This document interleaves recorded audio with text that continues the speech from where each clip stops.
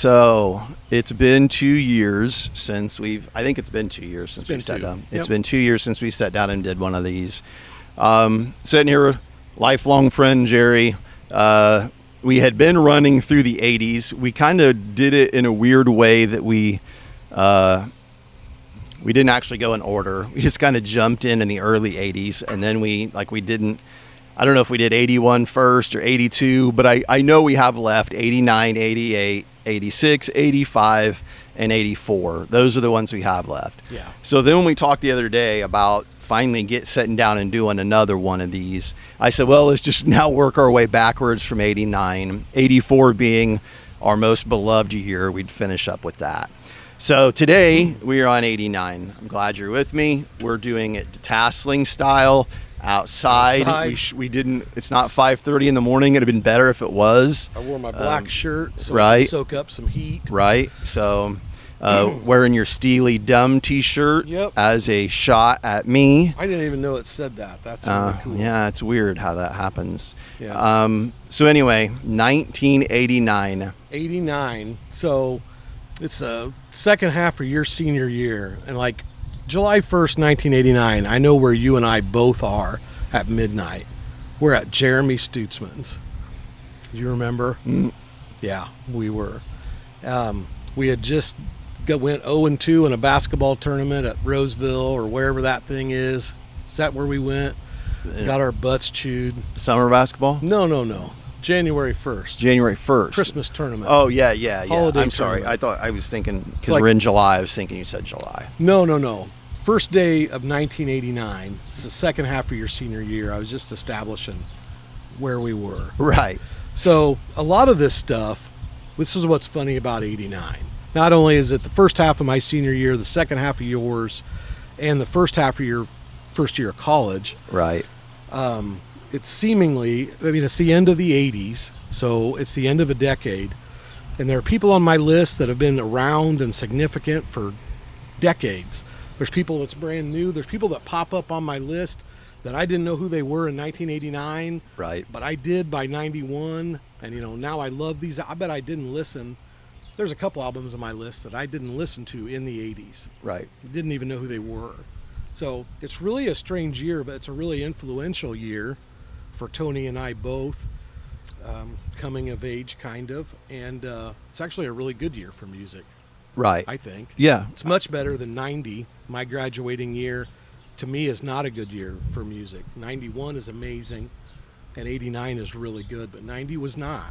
So. Right. Yeah, I don't know if when I've started doing some of the 90s, I haven't done the podcast. I only did the one. I did one with Noah France on 94, but I haven't looked back to 90. We clearly know 91 is one of our favorite years.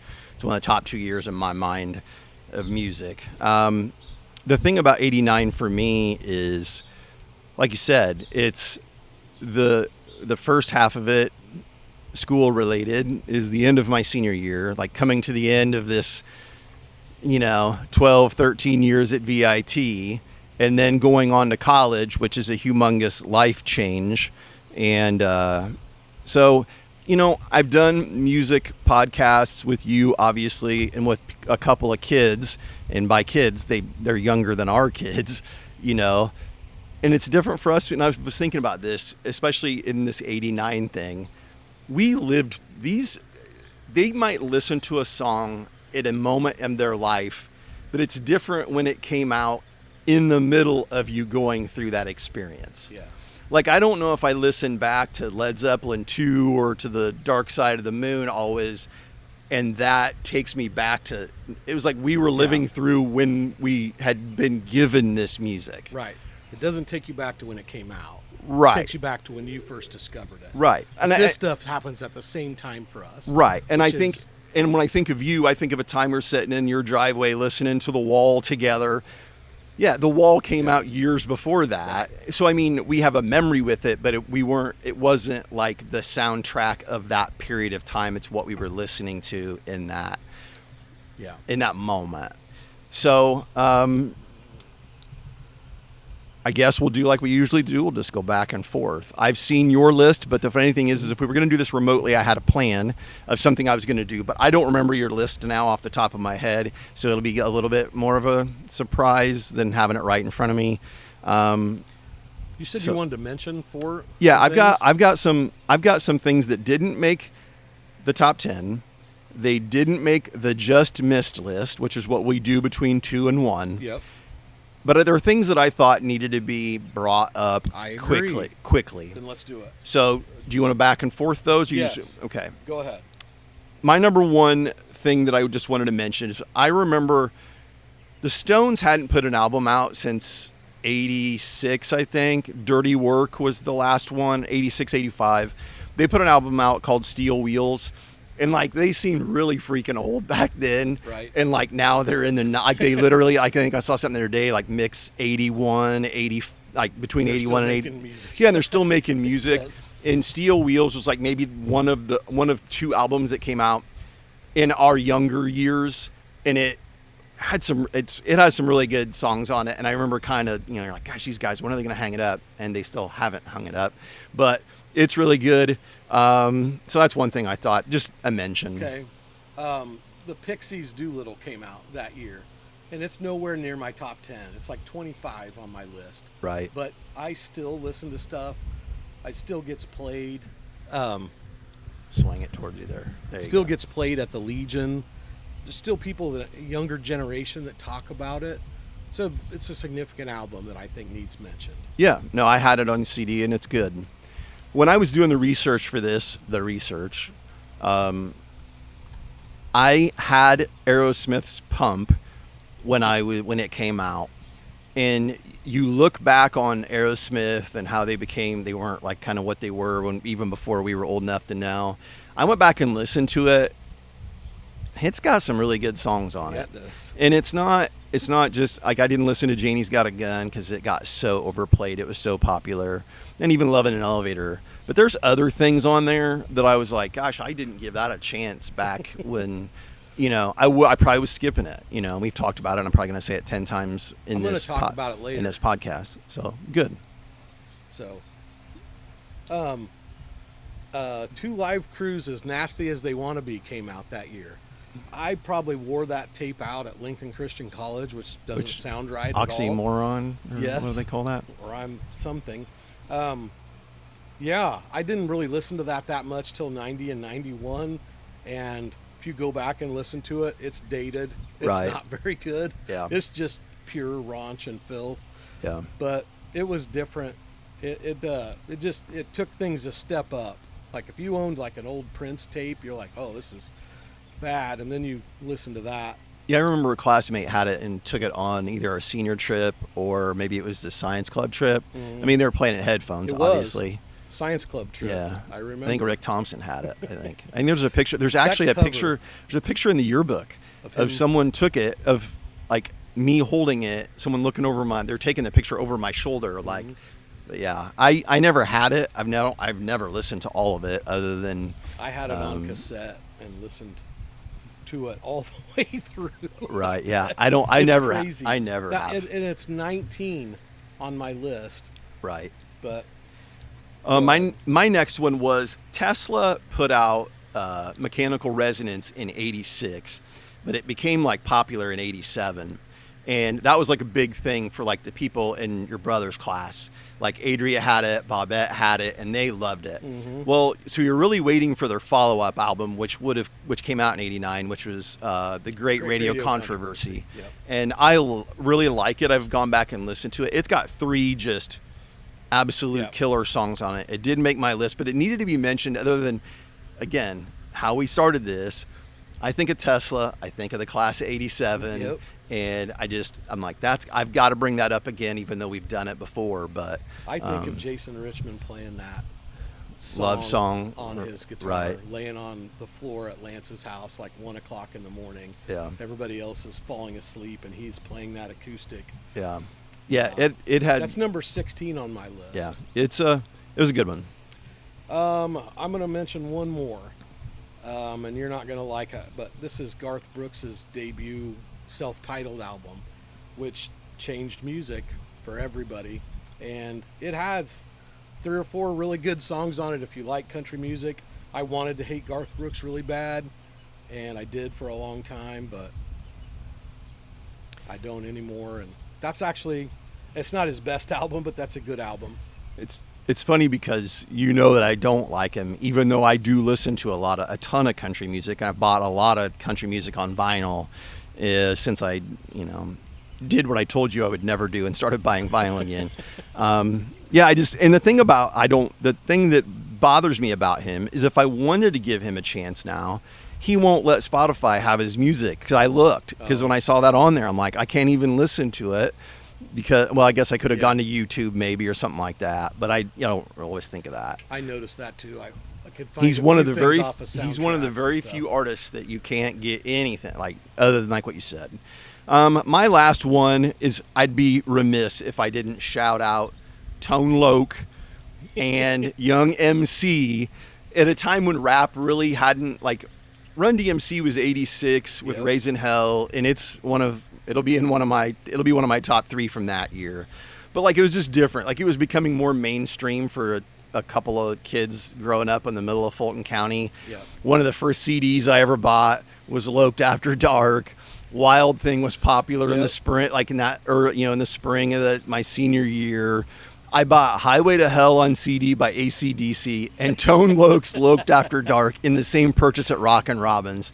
And I always loved that Rockin' Robin didn't judge. Yep. Like, but she had to be sitting there like, kid, you are an idiot. Like, who's buying these two things together? But she didn't. No judge. I'll bring up Rockin' Robin later. But yeah, she didn't judge me. That's 19 on my list. And it had some really good songs on it that weren't Wild Thing and Funky Cole Medina. And they were some of them about smoking weed that I had, I'd never been around it, but it was just funny that, at that time in your life. And then Bust a Move, I didn't know, I figured out who Flea, I didn't realize that Flea from the Chili Peppers is playing the bass in that video, and he's wearing those pants that have stuffed animals sewn to it. Go back and look it up if you're wondering what I'm talking about. And Principal's Office, and it's just, those are fun kind of rap songs at a time when it was just starting to be a thing. So I lied. I have one more. Okay. Bad English, self-titled debut, which they get points for. I don't like it when bands, do self-titled albums and it's not their first album. It drives me nuts. So yeah. Here's the funny thing about Bad English. There's like 5 great songs on there. They're all ballads.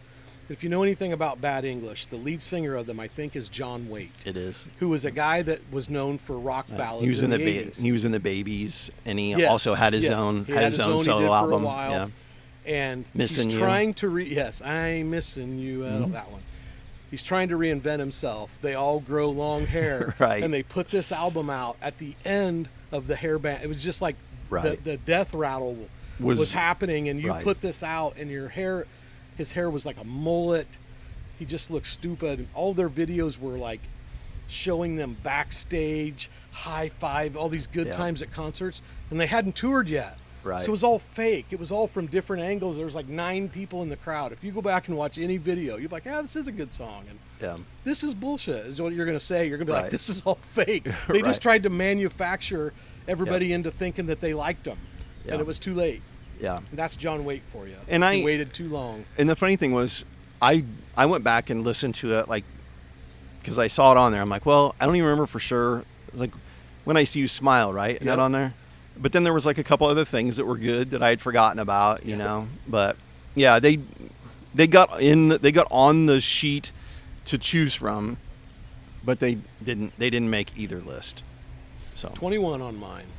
So that's it. That's all I'm going to mention. And to say that, because you pick out 25, like you rank them 25 or 30, 25 or 30 on your list. Yeah. The way I do it is I just put anything on a list that I think would even be considered, which is stupid, and then automatically some of them get marked. They're just not gonna. In a really good year, it's like most of you guys don't have a chance. You're not gonna get there. All right, so here we go. Let's go to number 10. So the 10th best album in 1989 was Motley Crue's Dr. Feelgood. Not a great big Motley Crue fan, but how can you not live in the 80s and not like Motley Crue? I'm sure this album's on your list. I'm Yes, guessing. it is. Dr. Feelgood, Kickstart My Heart, Without You. Those are so good. Don't Go Away Mad. That's a really good album. Yeah, I won't say a lot about it now because it will come up on mine. But you're right. I mean, the one thing I'll say about it now, so I don't say it later, is I really think, I could be wrong, but I think the person who produced it, I have a computer here, but it's not doing what I want it to do, so I'm not going to mess with it. Oh. I really think the guy that produced the album, the Black Album for Motley Crue, for Metallica, I think he produces one. His name's Bob Rock. I could be wrong. Maybe I'm wrong. Well, you might be. But it was really clean. Like, it just sounded better. Like, if you go back and listen to Theater of Pain, which I think was the one before this, which was 87, 2 years later, it just sounds different.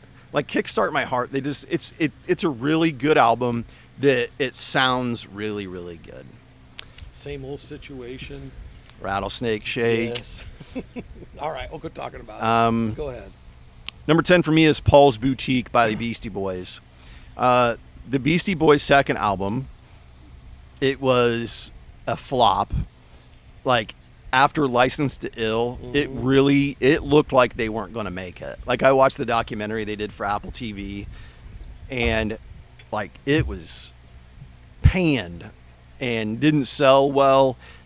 It was full of samples. Like, it has so many samples and some of the best rap samples you could even imagine. And then afterwards, it kind of got appreciated. And it really doesn't have a song like Fight for Your Right or Girls or other things that were but I mean, it is so good.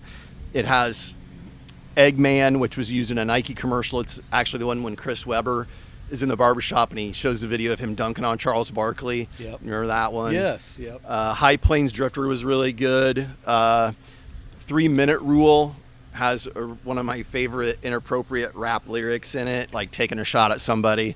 I just really liked it. It was good. It wasn't better than Check Your Head. I don't know if it's better than License to Ill, but it was the 10th best album in my opinion of 89. And like you said, I really didn't listen to it at that. Like, it wasn't something I was listening to at that time. I listened to and it I liked later. them, but it I didn't didn't even make my top 25, but it's not something that I dislike. My sister got it for me on vinyl. I don't think I ever owned it. Yeah, I didn't as we were kids, but I have it on vinyl now. So, nice.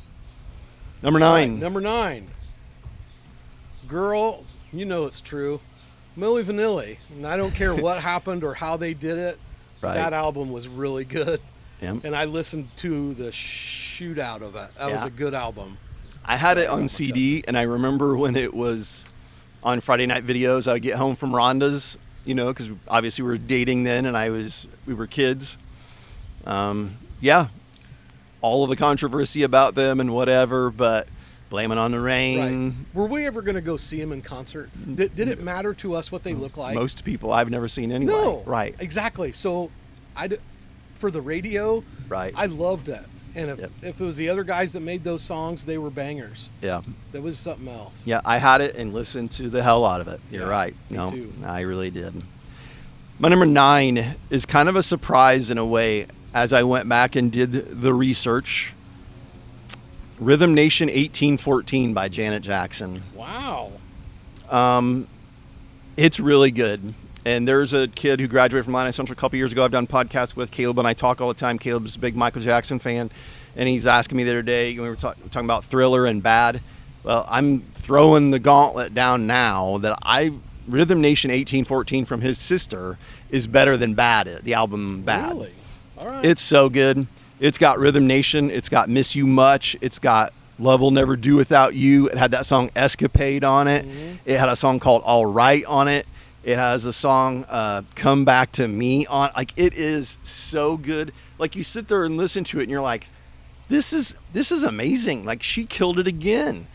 And you go back and listen to the album Control by her years ahead, and you think in your head, it's like, oh, it's nasty and it's Control. And then there's the other songs that you're like, I don't think I would have said this when I was 16. No, never. But now at 55, I can appreciate how good of an album she put out.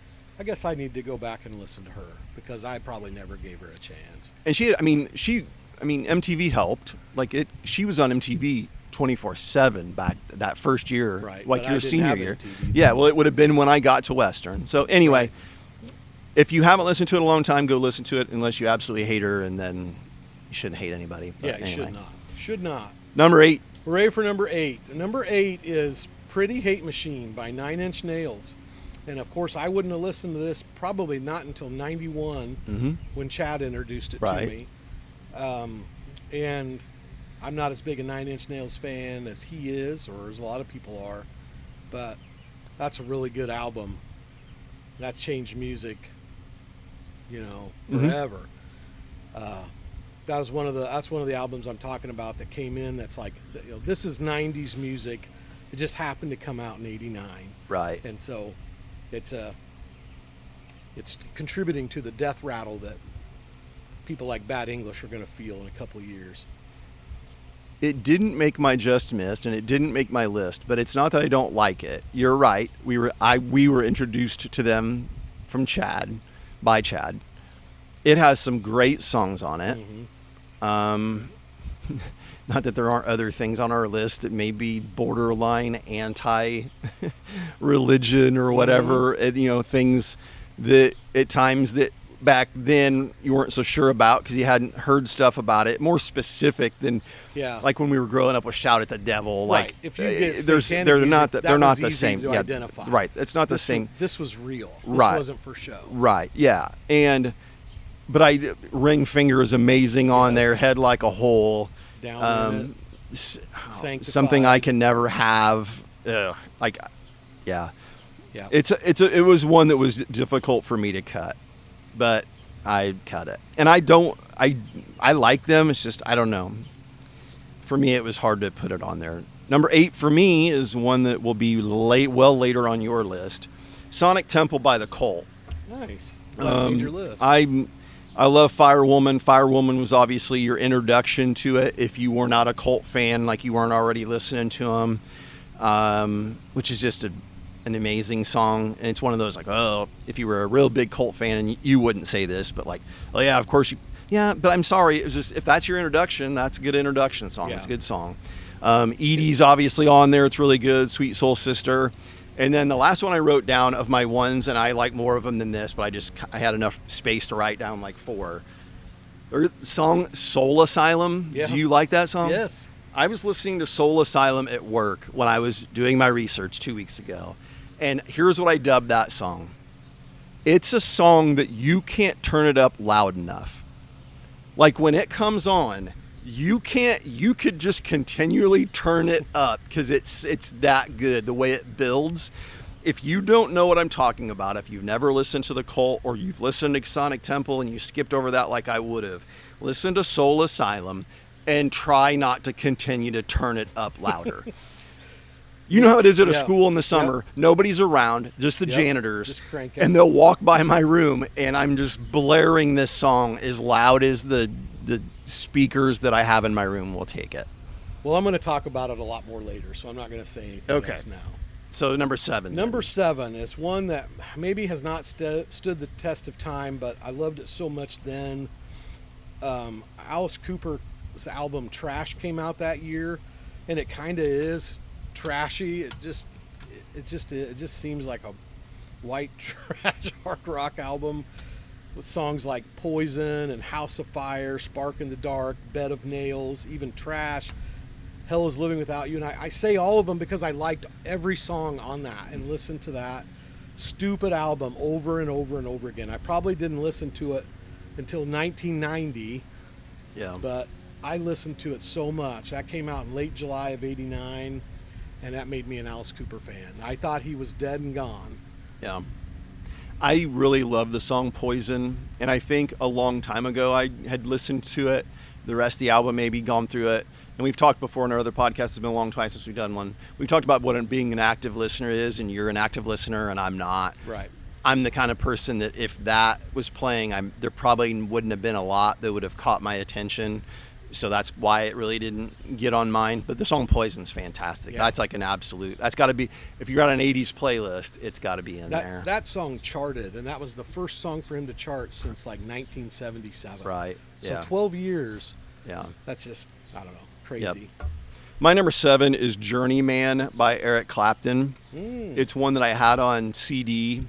You had it because the hit song initially was a song called Pretending, and then a song No Alibis. And I had it on CD, and typical me, skip, only listen to those. Well, then when we got streaming, I decided, well, I'm going to listen to the whole thing. I listen to stuff through now that I never did back then. And it has so many other really good Eric Clapton songs on it. Amazing. Yeah, and it's stupid. And I say that every time. I mean, I did that so many times growing up. It's just insane. Here's the thing. We had too much money, and Columbia House ruined us. Because you could get 10 or 12 things Right. at a time, so then you didn't listen to them. Right. If you went to the store and you spent $15 back then and brought home an album, you were going to listen to that whole thing. But I wasn't. Multiple times. I know you weren't. Yeah, that's the 'cause thing, and I wasn't either. I don't know why. We were past that. Right. We were buying. This We is- had too much volume. Right. And I just think, I wasn't very open-minded to No, I wasn't anything. either. I don't mean in terms of like beliefs. I just maybe necessarily. I just mean like I didn't try other foods because I didn't think I would like it, and I didn't listen to songs because I'm not going to like it. We were children. You That's had, the way we were. I guess, you had this long to get my attention, and if you didn't, I'm out. Yeah, you're so like- I couldn't read. So I can read. I'm not illiterate, but if you didn't hook me and the problem with a book, you had to hook me in the first 2 sentences. Like it had to be Tony Wherley's the greatest thing ever. This is going to be a good I'm one. gonna read this. I'm reading this one. Yep. You It was know, a dark and like, stormy night. I'm out. Boring. No, it's insanity to me, the number of things that I've found that if I would have just given it a chance. I told the story in the pool with some friends the other day. The Joe Walsh album that has Life's Been Good on it, but seriously, it is the last song on the cassette. And you never listened to any No. of the others? I put it in backwards, rewound it to the front, and just listened to that song every time. You're like, you'll never I'm get like, me to listen. yeah, Joe, you set me up perfect. I can just easily find it. And the funny thing is, about 2 or 3 months ago, I listened to the whole, I was a big Joe Walsh kick, and the whole thing's good. And I never listened to it one time. Wore it out, rewinding it for that one song. Yep, that's me. That surprises me. Yeah, I know. Don't fall out of your chair. Eric Clapton. It was Bad Love, No Alibis, Old Love, and Running on Faith. Just a really good Eric Clapton album if you like Eric Clapton. So Yeah, That's my that 7. didn't even get on my radar. yeah, it's a good one. We got number 6. Yep. Number 6 is Lou Reed, New York. And that's probably not on your list and nobody else's, but maybe Julie Whitby's. When we talk about AC/DC, you always say they're like cotton candy. And I'm not always in the mood for cotton candy, but when I am, it's really good. Right. Lou Reed is like Tab. You either like Tab or you freaking hate Tab. Right. And I really like Lou Reed, and this album is just, I think, a masterpiece, start to finish. Really. And Lou Reed's not for everybody. And I didn't even like him before this. I didn't like the song "Take a Walk on a Wild Side." You know, we don't give things a chance. Right. I thought it was stupid. I didn't like his style. And one weekend, me and Chad were down there in St. Louis visiting Julie because we're getting ready to go see Pale Divine Right. in concert. And I don't know if she had this poster or she was playing it. And I liked the song Romeo Had Juliet, and so I bought it, and then I wore it out. That CD, Romeo Had Juliet and Dirty Boulevard, those stand out, but just, man, if you like it, you might put it in, anybody listen to this, you put it in and go, what is he talking about? This is awful. And you may think that. That's what it is. It's, you either like it or you don't. I was anticipating after seeing your list to hear what you were going to say about it. Because when I saw it, I was like making fun of you because I really liked the Dirty Boulevard song. It was the hit. It was one that was on the radio or on MTV, whatever.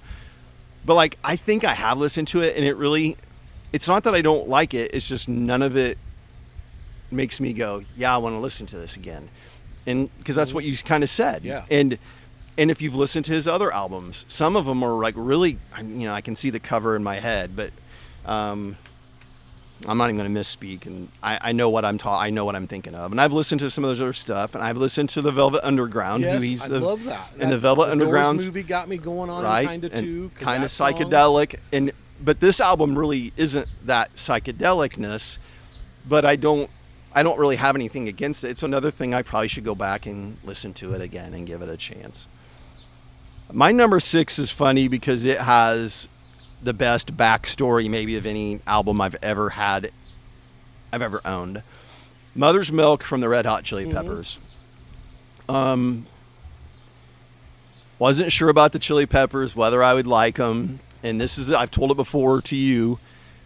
Go into Rockin' Robin's. I tell her, hey, I was thinking about getting Mother's Milk from the Red Hot Chili Peppers, but I don't know much about them. She goes, well, I'll let you take it home. You don't have to pay for it.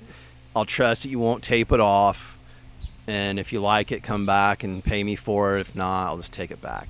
I'm like, as a kid, I'm like, that's probably not a really good business practice, but I went back and paid her for it, and she was always the coolest. And that probably seems like a story if you're watching or listening, watching, whatever you end up doing. You're like, yeah, whatever. I'm like, I'm not making that up. She was just the coolest when it came to stuff like that, and I love it. I love it. The first time we ever saw the Chili Peppers in my world was when they played the music in the Andre Agassi Nike commercial. Yes. They're in it for such a short period of time. Taste the Pain, Subway to Venus, their version of Higher Ground from Stevie Wonder. The thing that makes them funny also is that Flea loves the Lakers like we do. Like if you watch a Laker game, he's sitting on the baseline, like on the right end under the basket all the time. There's a song called Magic Johnson on there that goes 100 mile an hour. He and Anthony love them. They could always see him at games. And the last little thing about this album, there's a song called Pretty Little Ditty on there. And then there's one called, they're towards the end, not really that great. There's one called Punk Rock Classic. At the very end of it is the guitar solo from Sweet Child of Mine. I don't know why they threw it in there. I don't know why it's there. Really? And you remember me, I don't like Guns N' Roses. Right. I didn't like Guns N' Roses. When I heard that, I'm like, wait, I got to give that more of a chance. And that's when I started listening to them, was off of that, just throwing that riff in at the end. So Mother's Milk is 13 on my list. So it was going to be on my just missed list. And of course you introduced it to me, and at the time it was kind of overwhelming. I'm like, yeah, it's good, it's different, but I mean, I wasn't ready for it. Right. And you were, and this isn't their best album, but it is a good album. Yeah, it's not their first either, is it? It's like there's three before it. With Chad Smith. It's the first one after the drummer, right, that died. Okay. Right. Not drummer. Hillel Slovak, the guy that one of the band members passed away before it.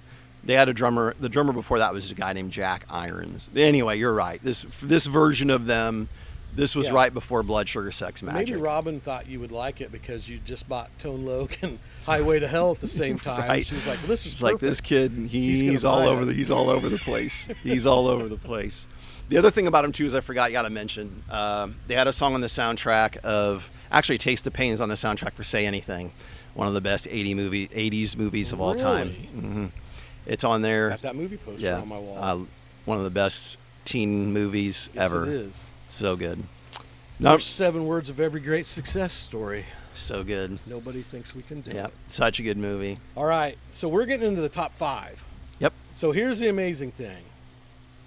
I do a top 30 for the decade, and the top 5 and 89 are all in the top 25 of my 25 favorite of. That's crazy. That is crazy. That's a lot to be in there. And to clarify, in case someone's not being an active listener, and I need to do this too, and it'd be fun for us to do this. Okay, so what are the top 25? Would you say top? So I got top, how many albums? The top albums of the 80s. You just said 5 of them come from this year. From 89. Yeah. So there's 10 years. There should be 3 songs per year that make my top 30. Right. But there's 5 from 89, which is significant. Number 5 comes in at number 25 overall for me in the 80s, and that is Slip of the Tongue by Whitesnake. And I know we were just talking about this album yesterday and how you've been trying to find it on. Well, I Slide It In was what I was trying to find. Oh, you're trying to find Slide It In. Yeah. Okay. This is an album that, I wore it out on cassette, CD, and then I'm playing it on vinyl all the time. It's so good. I always looked at Whitesnake as a band that was trying to be Led Zeppelin, trying to sound like them, trying to be them. Right. And when I was a kid, I always thought Led Zeppelin 4 was the perfect album. And I always thought they were trying to replicate this with this album. And I think that's what they were doing with Sailing Ships at the end, this big ballad thing that they were not going to release. That was their Stairway to Heaven. Wings of the Storm was their rock and roll. And I don't know. This whole album, Slip of the Tongue, Cheap and Nasty, Fool for Your Loving is one of my all-time favorite songs. Yeah. No, period. It's wonderful. Yeah. The Deeper the Love is one of my favorite Me too. ballad songs. Slowpoke music, Sailing Ships. It's just, that whole thing is a banger. Yeah, it's not on my list. And you and I had a talk about this. It's been a year ago, 2 years ago at least, that this album for me is well behind Slide It In and the 87 Whitesnake album, but it's good.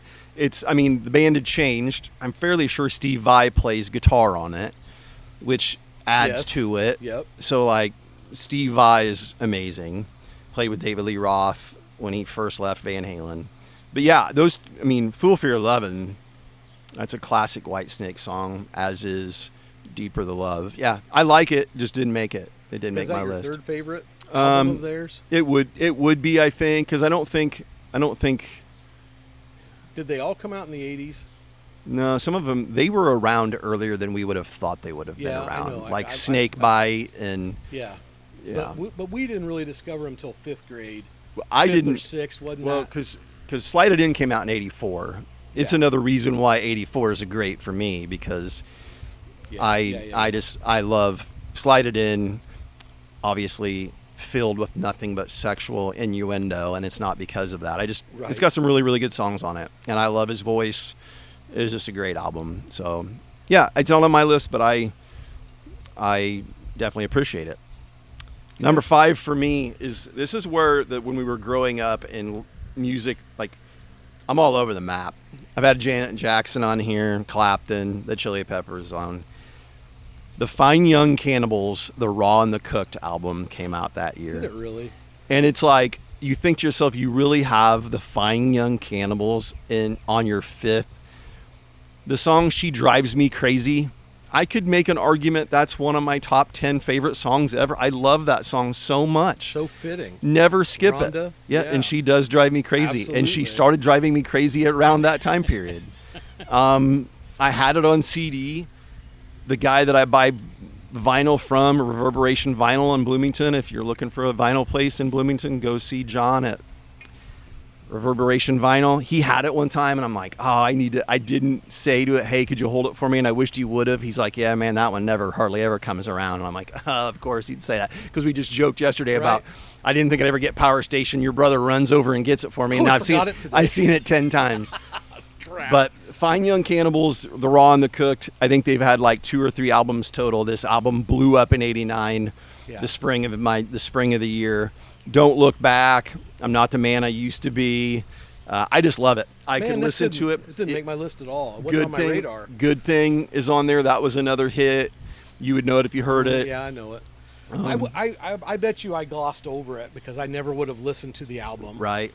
And I had it on CD and only played the first 2, and then at some point I accidentally let it keep going, just like we joked earlier about me.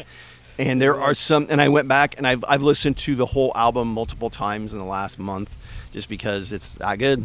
And number 5 on my list from that year. So number 4 on my list is number 14 in the 80s for me, and that is, they get points for having a self-titled debut album, which is huge for me. Skid Row came out that year, and I really didn't. I listened to them on the radio, and I listened to this later.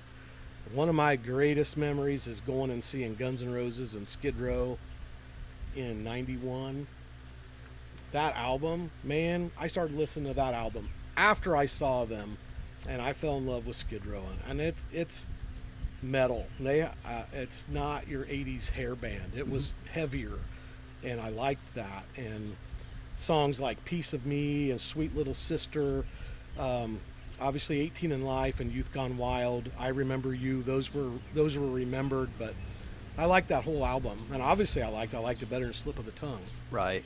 Yeah, I don't have it on my list, but it's one of those that I'm like, why am I not putting this on there in any spot? I Remember You might be one of my favorite songs ever too. Like, I know I throw that around, but like, I would never skip that. Mm-hmm. I'll search that song out of the blue because I like it that much. I didn't really 18 in Life. I didn't like it as much, and we've talked before about videos. Like, if you don't like the video, sometimes it makes you not like the song as much. Not that the video is terrible. I mean, when it came out, their name, right. their subject matter, I did not right. like. I was just like, ugh. Right. And then it's really good. When you listen to it, it's a good album. You're crap, right. There was some depth to it. Yeah. And you like Slave to the Grind, which came out in '91. I didn't like it as much as this one. No. But it had 2 or 3 on it, though. Right, but really it was good. at a time when music was changing, and they weren't, which was fine, but it sounded like what the first one sounded like at a time when we're starting to grunge it up. So, but anyway, no, I definitely could see that album being on your list and expected it to be. You mentioned mine earlier, my number 4, Dr. Feelgood from Motley Crue. I already mentioned, talked a little bit about it. It's a clean, like, you go back and listen to it, it just sounds better than Theater of Pain sounded. It's got, like, none of the songs were covers to get it attention. Like, Smoking in the Boys' Room was the hit before this. Like, that's what got right. Theater of Pain traction. Well, that's a cover of an older song. Dr. Feelgood's a great song. Kickstart My Heart is just quintessential hard rock, whatever you want to call them. Without You, like you said, Don't Go Away Mad, Just Go Away, that song. I think they were at their best then. Yeah, they were. I did. And I really like their debut album, and Shout At the Devil's good. Yeah. But yeah, that was their best album. I agree. Number 3 is, you mentioned earlier, is Sonic Temple by the Cult. And this is probably my favorite Cult album, although I really like Electric a lot. This one is the most commercially successful, so most Cult fans won't pick it as their favorite, but it probably is the best. It was produced well. Every song on it was something else. When I looked up the song list, it's all over the place. And I hate it when albums are like different in Australia and Europe and wherever. So anyway, the version that I had Medicine Train, which doesn't appear on everybody's version. I love that song. And you're talking about Soul Asylum, Soldier Blue, New York City was a hit, something they play in concert still. Sweet Soul Sister is my favorite Cult song of all time. Edie was great. American Horse was okay. Sun King was great. And Fire Woman was... And I'm going to take time to talk about Fire Woman because Plastic Green Army Men played this for me last time when I was complaining. She said, Jerry Butcher's... Shout out our friend. Shout out to Bobette. Bobette says, Jerry Butcher's complaining that we don't play any Cult songs anymore, so this is for you, Jerry Butcher. And they played Fire Woman. A few songs later, they played Theory of a Dead Man's Bad Bad Girlfriend. And those are the songs that I've always said they've stolen the guitar riff. Theory of a Dead Man stole the guitar riff from Fire Woman. Yeah. So, Bobette, when you hear this, I need you to tell me, talk to your guitar player and see if it's the exact same guitar riff and see if you guys know what I'm talking about. Yeah. So, anyway, this album, it's the first real rock concert I went to with Kyle and Joe and Chad and Jason Richmond, and we had a blast. The Cult was awesome. I've been a fan ever since. Yeah, I already talked about it. Like I said, you're a way bigger Cult fan than me, but I like them, and I've listened to the majority of their albums. And, yeah, not much else I can say about that. It's a good album. Yeah. Number 3 on my list. My top 3 were tough, man. I would have thought my 3 was going to be 1. I probably might have said that 5 years ago. Anyway, famous artist with his band, he decided to put a solo album out. Tom Petty puts out Full Moon Fever, and it just kills it. It's so good. You forget, like, if you hadn't listened to it, if you're listening to this and you haven't listened to it, I owned it on CD. It was one I probably actually did listen all the way through. It's not just Free Falling. It's not just Running Down a Dream. You're So Bad is such a good song. Facing the Crowd. I was listening to that this morning. I forgot how good Facing the Crowd is. Like, there might be, the reason why it didn't end up number one is after the ones I've named, then towards the end, it kind of peters out a little bit in terms of stuff I probably wouldn't listen to. I wouldn't skip it maybe, but I'm not searching it out. That's where I disagree. Okay. Which is why it's higher on my Right. list. So, but I mean, But it Zombie kills. Zoo, I love Zombie Zoo. Yeah. See, and I don't. I also like the Apartment Song and All Right for Now. Right. But I So love Zombie Zoo. yeah. So and I don't. So Yeah. But I get mean, it. it is such a good album. such a It good is so good. I don't know if you got a chance to listen to it. And when Noah and I did 1994, he follows Full Moon Fever up with Wildflowers, which is very similar in terms of you're like, well, I know the ones that were popular. And then you listen to the rest of it and you're like, this whole thing, he had to know when he was sitting here making it. This is just gold. Yeah. This is so good. This album made me go back and listen to every Tom Petty and the Heartbreakers. Right. Because I thought, boy, I'm missing something. Yes. And then I became a much bigger Tom Petty fan. I'm going to talk about it later. Okay. Number 2 is number 13 on my all 80s list, and that is The Real Thing by Faith No More. And I believe I started listening to it when it first came out, but I don't know. I'm thinking maybe I didn't listen to this till it was in the 90s. I know in 90 or 91, I went and saw Faith No More and White Zombie open for Robert Plant. Which is just funny. Which is incredible. It's funny though that they're open. That those two bands I are know. opening for Robert Plant.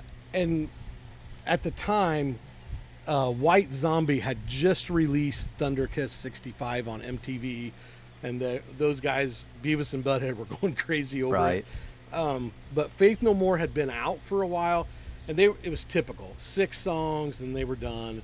Everybody's yelling encore, and he's like, you guys, you don't want an encore. You're going to miss Stairway to Heaven. He's not going to have time to play Stairway. Yeah. And then he didn't do an encore. It just walked off. And Yeah. everybody's like, what's he doing? And you find out later, it's just, he's just weird. Well, and when we saw them at Western, Yes. before Angel Dust, or when Angel Dust was Yes. being released, like how we were seeing that they were getting ready to go on that they were going to open for the Metallica Guns N' Roses. Yes. When you saw that, right? Yeah, yeah. So they were warming up by going to Macomb with Helmet opening for them Helmet. when we saw them there. Yep. And remember, there was that Nestle Alpine White commercial that had this song in it, and he starts singing that in the middle of the Yes. he would just start doing He started doing like an old. he would do Madonna. He would sing something. He'd sing Yeah. Vogue. He sang Vogue that night for a little Yeah. bit. But I mean, obviously they did Easy by the Commodores. They released that, Yes. but it wasn't. Yeah. It was part of their sticky thing. But Well, I mean, is this on your list coming up? it didn't make my list. Oh, okay. It So made my. It's well, I'm going to mention it. If you but- don't know this album, Epic, obviously The Real Thing. I mean, Falling obviously to we like the Pieces, whole album. It Falling just- to Pieces. Yeah, Falling to Pieces. He's a genius, and he's a genius in the way that he's kind of crazy. Yeah, absolutely and, crazy. And we probably didn't get half the music we should have got from him because he's one of those kind of I don't want to be mean to him, but he's a weirdo. Well, and wasn't the original lead singer, like he wasn't their first album. He on that Introduce Yourself. He wasn't on that. He wasn't in the. If he was in the band, he wasn't the singer on like that song We Care a Lot. That's Yeah. not him. Right. What was I just thinking? Oh, and like the Epic video. Remember the Epic video? Fish. And the fish out of water, Yes. and he took a bunch of crap for it. Yeah. So then in the next video, they had fish exploding. Like that is the epitome of who like, Yeah. oh, you want to give us crap about something that really wasn't that long. We slowed it down. He was ahead of his time. Right. He wasn't going to take a lot of crap. So, yeah, no, I didn't. I'll mention it here in a minute, but it wasn't in mine. Interesting. I like it, and we don't usually spend much time on our just missed when we get to that. So I did like it. Epic was obviously, I don't know when, I think I may have got it on CD probably during your senior year, probably in the spring of that. I remember Yeah, I remember getting I it. remember listening to it right before graduation. Yeah, I would have been around that time, I think, when I would have got my hands on it. Well, my number 2 song, or my number 2 album for the longest time, was leading up to you and I doing this, was going to be number 1. And then, like, just within the last few days, I'm like, it can't be one, that something else does. And I think it's my favorite of this band's 2 major hit-ish albums. The Seeds of Love by Tears for Fears. Really? I Yeah. had it on CD. It had one of the coolest videos at the time. It would have been the fall of your senior year. Man, giving Tears for Fears some props. I never would have listened to the whole album. I've have it on vinyl. It was one of the first 6 vinyls I bought. No shit. Oh, no kidding. You're fine. You're fine. It was so. Shit-ass It was. It was so good. It's such a good album, and it's another one. Guess what? Didn't listen to them all. What? I know. No. I know. Not you. I know. Gosh, it doesn't sound So like you. so that's my challenge. If you're listening to this, or for you, go back and don't just listen to Seeds of Love. Don't just listen to Bad Man Song. Bad Man Song is really good. You wouldn't know it. I don't think it wasn't like popular. Spotify had this playlist. It was full of songs you should listen to if you had noise canceling headphones, because stuff sounds different when you do that. And this song is, I mean, and then I guess the reason why it moves past all of those other things. There's a song called Swords and Knives on there that, like, it's the kind of song for if I tell you that it somehow did that and I never ever listened, like skipped over it every single time, or got to the song before it and never went past it. I've listened to that song. It was on my top 100 last year on Spotify in January, or December, because I just love it. I love it. And to have it on vinyl, to get it before songs from the Big Chair, I don't have it on vinyl. It's with Everybody Rules the World. Like, I know my boys have been like, how do you not have that, but you have this one? I'm like, I just love it. Just love it. Those will always be on my playlist, but never be on my album to buy list. Oh, I just love it. Interesting. All right, so we're ready to go through our just miss list The before ones, we hit number 1. It's like the NCAA tournament. These were Yes. these were the first 5 out. The ones that couldn't. Some of make these it. were in my top 10 for a while and moved out, and I know they're disappointed, but Cher had a great album that year called Heart of Stone, and you know I'm a closet Cher fan. Not Closet. anymore. Yeah, you're out. You've been out of that for years. Well, anyway, this had if I could turn back time, and just like Jesse James, which is one of my favorites by her, Heart of Stone plus some other stuff. I'm not gonna get myself made fun of too much, but again, this is somebody that was 2 decades in the making, and here at the end of the 80s is still significant and making hits. It just reminded me of My favorite part of that album would have been the video, just what she was wearing. That's it. And the shit. That's only That's the only redeeming quality that has for me. Okay, well, You know me, then big you Cher tell us person. one. Okay, Faith No More is the real thing. We just talked about Okay. it. It was on, and then I adjusted around and listened to stuff that. I'm appreciative of it, though, letting us know what War Pigs was. I didn't know what War Pigs was. Their cover of War Pigs is on there. I didn't know what War Pigs was from the Black Sabbath, and so yeah, it's a good one. Okay. A lot of memories with that. Just missed for me, it was in the top 10 for a while, was Aerosmith's Pump. And you talked about it earlier. It's a really good album. And again, it's Aerosmith. They're around for 2 decades, and here they are being significant. Yeah. At the end of 80s hair metal, after surviving Yep. late 60s all the way through the 70s. Breaking up and all their Yes. drug issues and Yeah, and they're back together, and then we know they're significant the other side. continuing forward. The other side on that. That's the song I forgot about how much I liked the other side. yeah. The other side. Fine is on there. Monkey on My Back.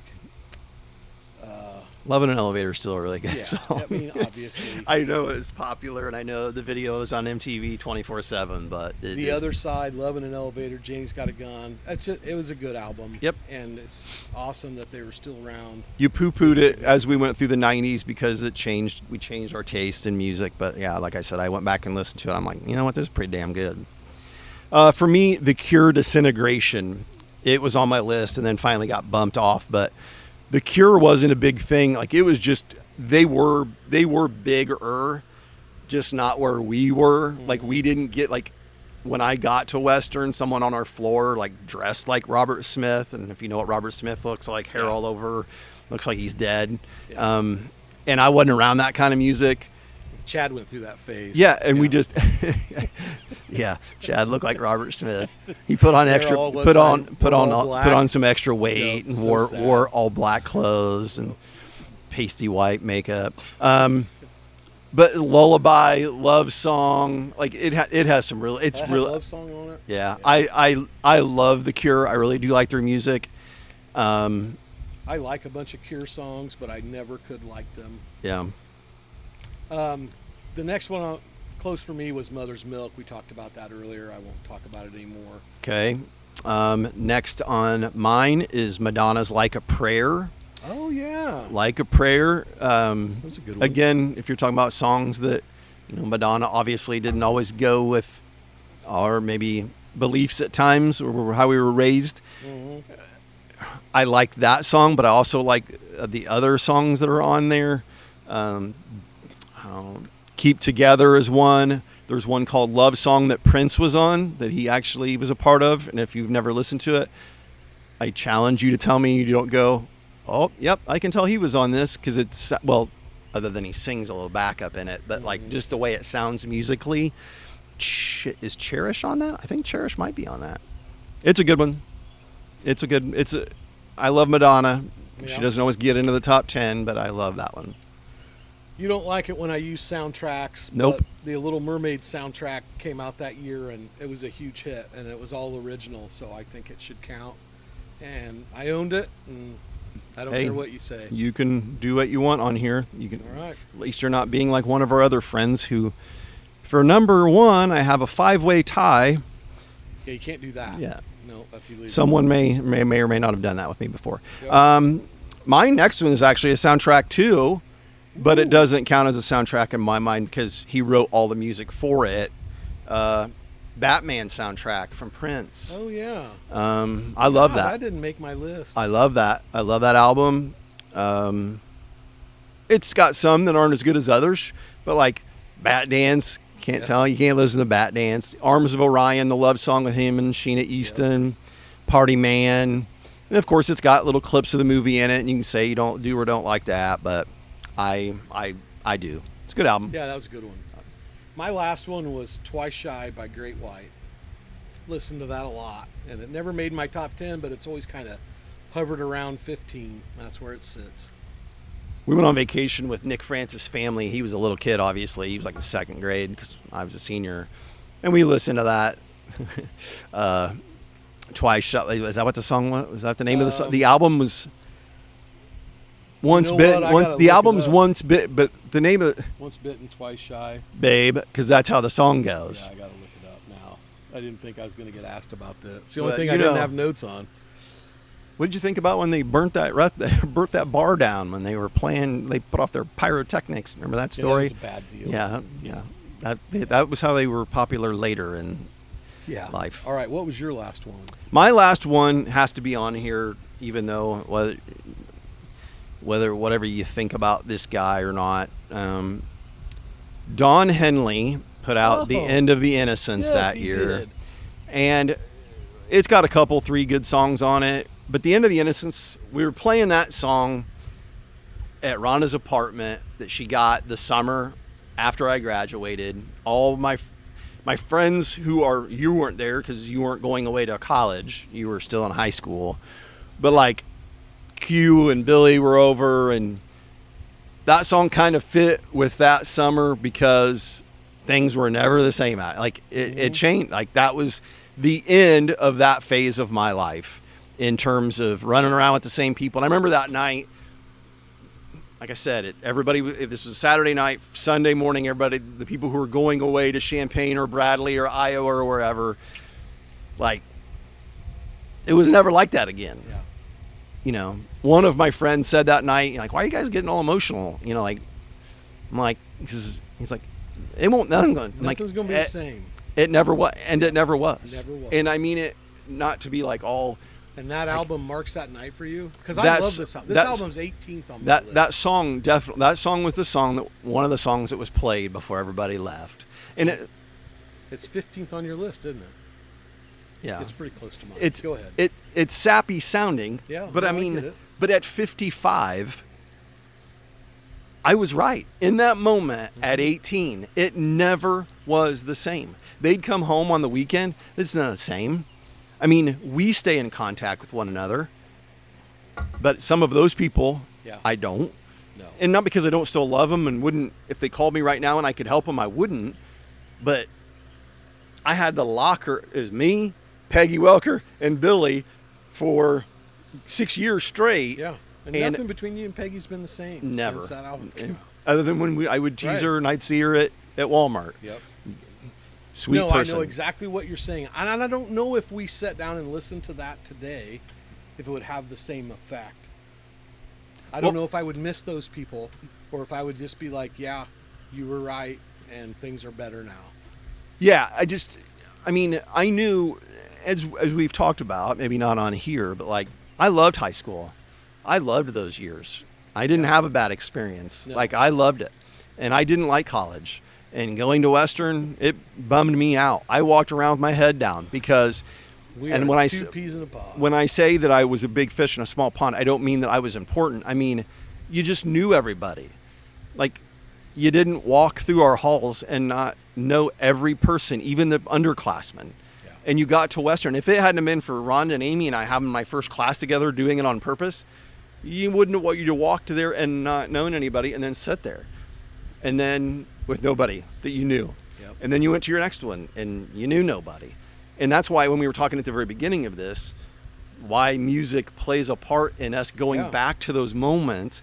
Because it's huge. Because the second class I went to didn't have anybody in it. The third one, a history class, 100 level history class, I walk in the door, there sits Chad. And it was like you'd seen Jesus, like you were coming home. Like it was like, oh my gosh, I know you. You know, it's like Elf. You're like the little kid at right? Yeah. I know you. I know you. I know him. And you just, that song at that time, oddly enough, that year encapsulated the fact that it was the end of that run of your life in really good years. And my life is really good now. But at that time, you're like, oh man, this is the end of it. And it was. Are you ready for my number one? I'm ready for your number one. My number one is obviously Steely Dan. The best thing they did that year was not put out an album, and that's my favorite album. Steely Dan didn't release anything. You don't know anything about anything. All right. So anyway, my favorite album from that year is Tom Petty's Full Moon Fever. It's number 6 on my all 80s list. It's probably in my top 10 favorite albums of all time. Just listen to it over and over again. Tony, it slows down for him at the end. It did not for me all the way through every song. I just, Tom Petty, he has to be on the same level as Johnny Cash, Bruce Springsteen, Bob Dylan. I mean, when he died and they're in the football stadium and they're all singing Free Fallin'. Right. Yeah. Yeah. It's unbelievable. That album, I listen to that. We listen to that every day in art. And here's what's funny. Memories. Brandon Heaton, Ryan Kaufman, and me would sit in there and drive Mrs. Young crazy, arguing about everything.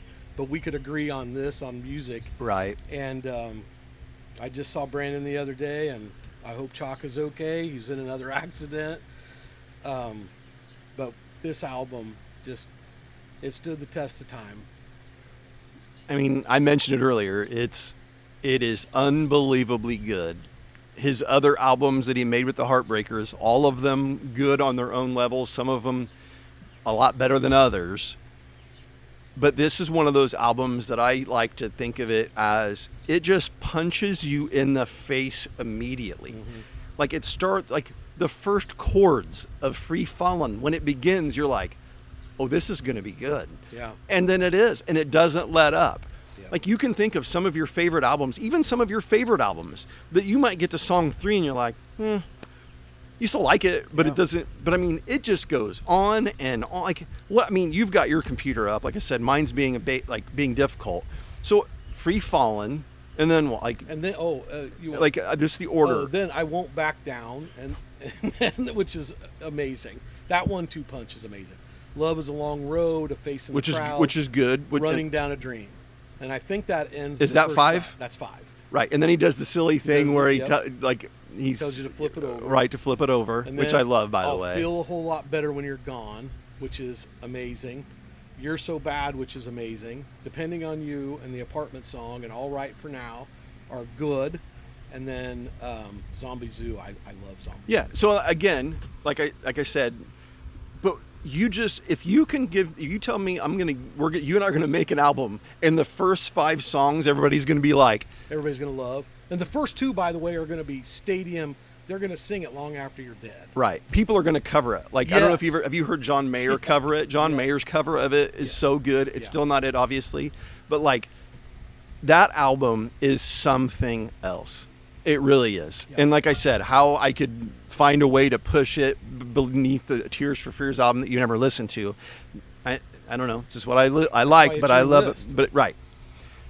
Well, my number 1 is something I never listened to when we were kids. And it's funny when you put, how does this number 1, because what you guys talk about, all your sentimental and you're crying about Into the Innocence and all that. Well, then you get older and you look, then things change in your life and you have other things to mark that music fits in other parts of your life. I didn't know who Stevie Ray Vaughan was when we were 18. And I don't think I knew who Stevie Ray Vaughan was until, for 100% sure know who Stevie Ray Vaughan was until the day he died. Till I was skipping class, of course, and I was laying on Ronnie's couch watching MTV, and they come on to say that he had died in a helicopter accident after he played a concert in Wisconsin. They'd flown into the side of it, like it was foggy, and they didn't see, and flew into the side of a ski slope. And you set up and you weren't like, I got to get to class. You're like, I got to get to Rockin' Robbins. Exactly. Yep. And I remember thinking to myself, man, this seems dumb, but you know me, so yep, you're dumb. I thought, that sucks so some of his fans, like, none of those people that we liked as musicians died while we were, like, we didn't know John Bonham when he died. Like, I didn't know who Jim Morrison was, or Jimi Hendrix, or Janis Joplin. Like, I wasn't actively listening to that when they passed. We didn't have that happen to us. Right. Yeah. So I was like, that stinks if you really like this person. And I'm like, so yeah, I did. I went to Rockin' Robbins and I bought Texas Flood. And if you play Guitar Hero, like, you know, like, there are ways that he comes into your life later. Well, then when you get older and you start to listen to him, you realize that the album In Step that came out in '89 was right after he got his life together. He had a huge cocaine problem. And I did like some research about him for a class I took at Western when I went back the second time. And he had just gotten his life together. And he puts out this album that you can hear it from the album before it to this one, how he's just got it together. Mm-hmm. The other one's just kind of like, doesn't seem like there's a whole lot of thought put into it. Just, it's there. This one is just a masterpiece. And it's the last thing he ever put out. He died like the next year. And it's got Crossfire and Leave My Girl Alone. And anyone who knows him knows that he was just one of the greatest guitar players of all time. Like, there's people that are thought of as good and they're not even close to his level. But the one thing he has is a song, it's the last song on it, and it's an instrumental. It's called Riviera Paradise. And it's just so beautiful. And that's the song I would play to get Hannah to sleep when she was a baby. Really? And it worked every single time. And again, came out in '89. She's born in '97. But that was my go-to. It doesn't work with her grandson. I've tried it. Or my grandson, her son. I've tried it. But I mean, I'd put her in the truck and turn that on, and every time she falls asleep. and Don't do it while she's don't do it driving. right. Can't do it now. And to the point, if it wouldn't have been like a weird father-daughter dance at her wedding, I really wanted to do that.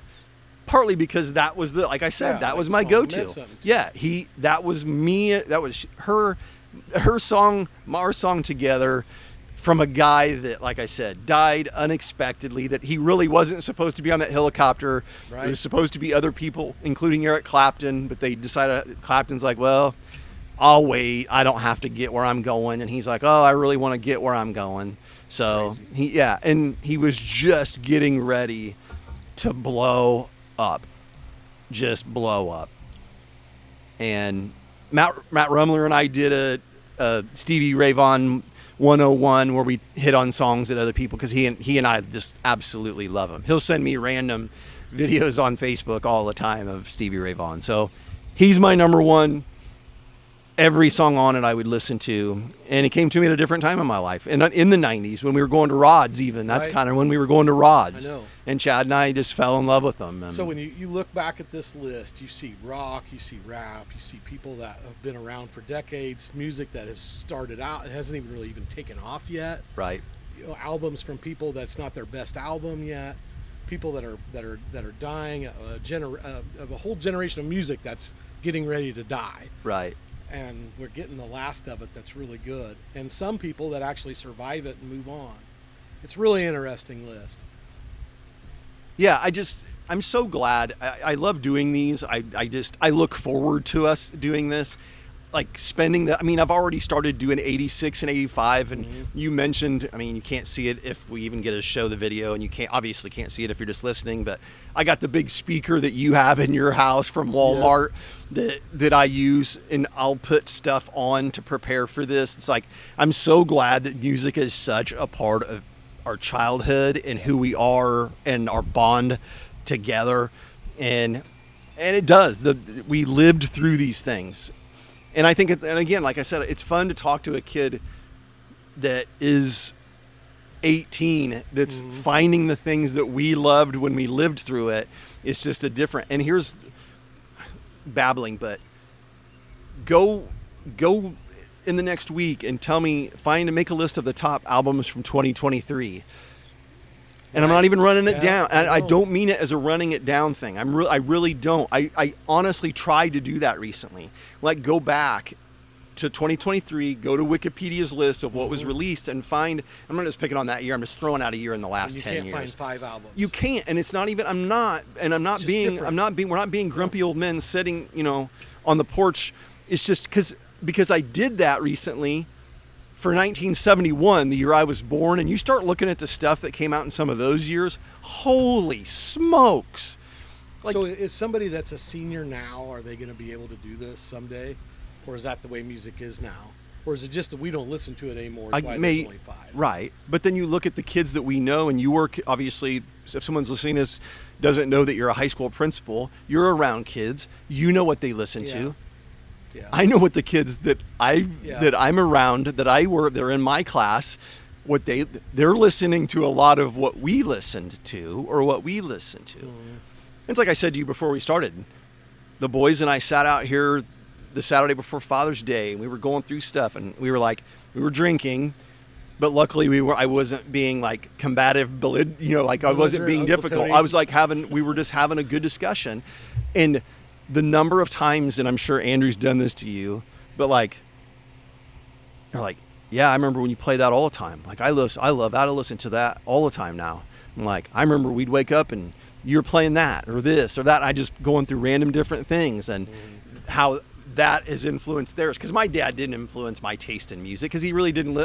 They had quite a bit of vinyl, but like nothing that I was really going to listen to. They influenced my taste by sending me running. For the most part. Right. Some things. Now, there were some things that, there's some Johnny Cash mixed in there, and there's some Willie Nelson, and there's some things that were really good. Right. But there's some things that were really bad. Well, they have, my garage is just over there, and there's a huge stack of vinyl in there with a bunch of artists that I never even heard. I don't even know who they are. And we know music. Even if we haven't listened to it, we've heard of them. You're like, I flip through old albums sometime, and I'm like, I don't even know who it is. Yeah. I don't know what it is. And then there's other things like Don Williams and Barbara Mandrell and Kenny Rogers. And there's some good things like that. But, the music, we had pretty varied tastes even when we were kids. We weren't always as open-minded as what we are probably now, or I wasn't then, as I was, I'm not listening to that, or I'm not listening to that. But Yeah, 89 was a good year, and like we said, a pivotal year in both of our lives, and I think that's why a lot of these albums on here have stories with them. So, well, I'm glad we did it. Like I said, it's always fun to do. Shouts out to multiple different people that hopefully will listen to it, even if it is 117 or 1 hour and 17 minutes long. Thanks for having me. Yeah, Love you. Maybe we'll do one next week. Yeah, we're gonna do one remotely, so we're not doing it in the detasseling field like we here are now. So, all right, thanks for listening. You know how I always end these, and because I want you to believe it and think about it. Life is good. We'll see you later.